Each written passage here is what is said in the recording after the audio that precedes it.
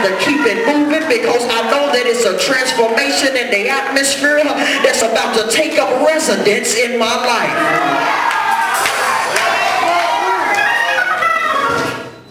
I'm in verse 4 through 5 just in case I lost you. Verse 4 through 5 are two very dangerous verses for us to overlook, because as Zacchaeus was blinded by the crowd, Zacchaeus came up with a plan to run ahead of the crowd and climb up into a tree.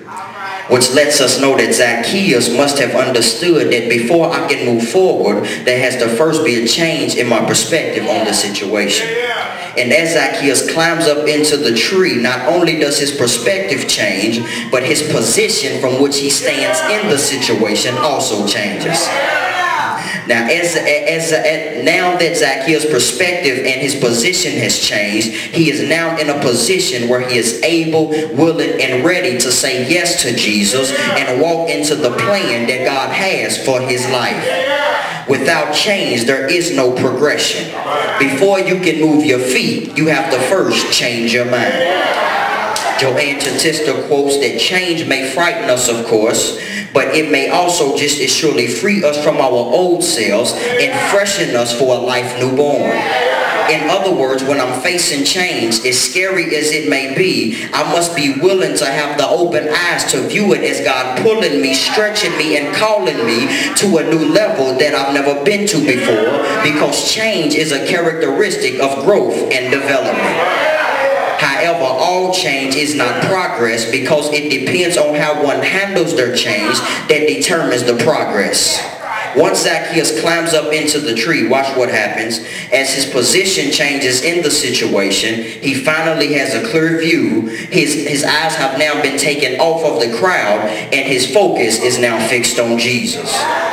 And once Jesus knows that Zacchaeus is now focused on him, Jesus then gets closer to Zacchaeus, steps into Zacchaeus' situation, and then tells Zacchaeus to come down immediately, because I must stay at your house. Once you have accepted your change, adapted to your change, and have begun to focus on Jesus, it is then when Jesus can start to move in a little bit closer and begin his work toward your restoration. Stay with me, I'm almost in my seat. Verse 7, I'm almost done. Verse 7 says that Jesus told Zacchaeus that he must stay at his house. Now, I like this part of the text. I like this part of the text because all of the people that saw this began to mutter, he has gone on to be a guest with a sinner.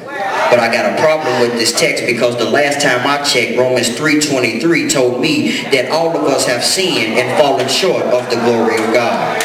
And since all of us have fallen short of the glory of God and have sinned, if we keep it on 100, all of us are considered sinners. So how in the world is it that the very people who were sinners themselves looked at Zacchaeus and put his business on Front Street? There it is. Y'all just missed it. See, when haters witness a transformation about to take place in your life, it does not matter how messed up they are. It does not matter what they've done, where they did it with. They'll always remind you of your past as if they ain't never done nothing, because it will kill them to know that out of all the criticism they placed on you, out of all the labels they placed on you, with God on your side, you still stood your ground, and you're still on your way to being restored. Have I got myself a witness in here? What the enemy meant for bad, God meant it for good. And whatever doesn't kill me has no choice but to make me stronger. Whatever does not kill me has no choice but to make me stronger. They tried to bring up Zacchaeus' past, but the thing that I like about Zacchaeus is that even though they looked at him with a wavering eye, even though they talked about him like he wasn't worthy, Zacchaeus still pursued with what it was that he had to do. See, the authentic evidence of your restoration is when you have began to move beyond the criticism of others. Have I got myself a witness in here? It's when you have begun to define yourself without allowing others to do it for you. But when you begin to define yourself without other people doing it for tell you, I want to let you know that you will always be standing alone, because the only thing that others will see you as is what they used to see you as. Zacchaeus is now at a point in his life where he finds himself standing at odds with the people that surrounds him. He has now fallen into the category of the least, the left out, and the lost. But even though Zacchaeus refused to let, even though the people refused to let Zacchaeus outlive his past, one thing that the people could not do was stop Zacchaeus from being released from his past. Have I got myself a witness in here? People can criticize you, people can label you, people can even down you, but being released from your past has nothing to do with others, but it depends on you.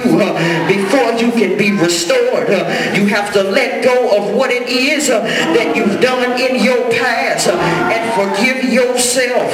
Verse 8 says that Zacchaeus stood and said, "Look, Lord, I give half of my goods to the poor, and if I have cheated anybody out of anything, I'll pay it back 4 times the amount." See, when it is that you're in the process of being restored, it does not matter who else still hates you, who else is still mad at you. If you don't forgive yourself, it's no way that you can have peace within your own heart. It's no way that you can move forward. Is there anybody here who has forgiven themselves through all of the shame, through all of the guilt? I forgive me. I forgive myself for what it is that I've done. If you don't like it, then you got to take it up with God. But I need some severe healing. I need some severe restoration. And before I can get it, one of the most important things that I have to do next to asking God for forgiveness is forgive myself. Once Zacchaeus had released himself from his past and forgiven himself, verse 9 through 10 says that Jesus responded by saying, "Today salvation has come to this house, because he too is a son of Abraham. For the Son of Man came to seek that which was lost." In other words, Jesus forgave Zacchaeus. Jesus brought salvation to Zacchaeus. And then Jesus restored Zacchaeus. No matter what you've been through, no matter how your life has turned out to be, maybe you've lost your identity and now you're suffering from an identity crisis. If that's you, I want to leave you here today with the simple fact that over 2,000 years ago, Jesus died for your sins so that they could be forgiven, and so that your life can be restored through the very act of his resurrection. But before Jesus is able to do that, you have to first fix your eyes on him and then put your life into Jesus' hands. Once you do that, you will discover yourself as a new creature, as a part of a new creation designed by a merciful and loving creator. Is it anybody in the building that's willing to stand to your feet and give God praise? Give God your best praise, because you know that your restoration is on the way, and whatever it is that you've been through, you're coming out of it. Somebody touch your neighbor and say, "Neighbor, I know this is a revival, and the thing is to say yes, and in order for me to say yes to my God, I need my reputation to be revived. I need my self-worth to be revived. I need my insecurities to be revived. I need my broken heart to be revived. I need my broken spirit to be revived." Don't praise him if you're going to stay in it. Don't praise him if you're going to keep walking with your head bowed down. But if you know just as sure as Jesus rose from the dead, that you too will be resurrected from your reputation, then stand to your feet and sound the alarm. Stand to your feet and lift God's name above the heavens. Stand to your feet, lift one hand in the air and tell God that I say yes to your will. I say yes to your power. I say yes to the life that you're calling me to.